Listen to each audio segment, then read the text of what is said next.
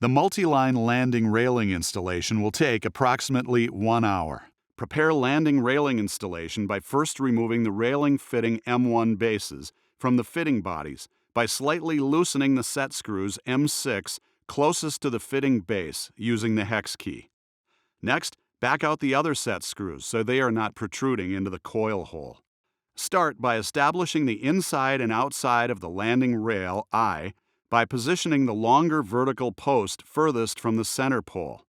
Then attach the 16 railing fitting bases M1 to the outside of the landing rail using a flathead machine screw M2 and an acorn nut M3.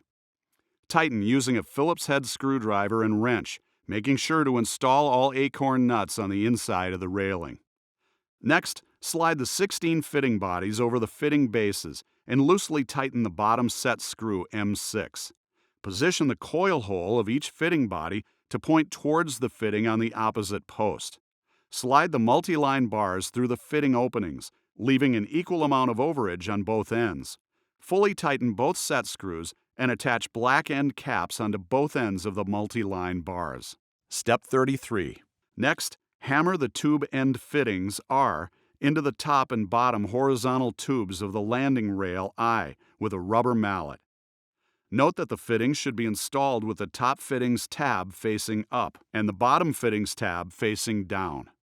Next, hammer the round head rivets E into the side of the rail through each hole to secure the tube end fittings. Step 34.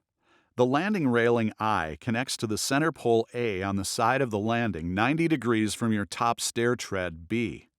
Slide the landing rail post into the hole on the edge, positioning the bottom tube 4 inches above the top surface of the landing or landing covering. Be sure to check that the railing is both level and plumb. Mark the hole of each tube end fittings on the center pole. Also mark a hole on the landing rail post at the center of the slot in the side of the landing. Next, you should remove the landing railing and drill a 3/16 inch pilot hole at the 2 marks on the center pole and a 5/16 inch hole at the mark on the landing rail post. Once the holes are drilled, reposition the landing railing and recheck that it is both plumb and level, and attach the railing to the center pole using 2 self-threading screws U, and to the landing using flange bolt N and flange nut O. Step 35. Press end cap Y onto the exposed portion of the flange bolts underneath the landing. This step should be repeated for all exposed bolt ends underneath the stair treads. This concludes the installation of the multi-line landing railing.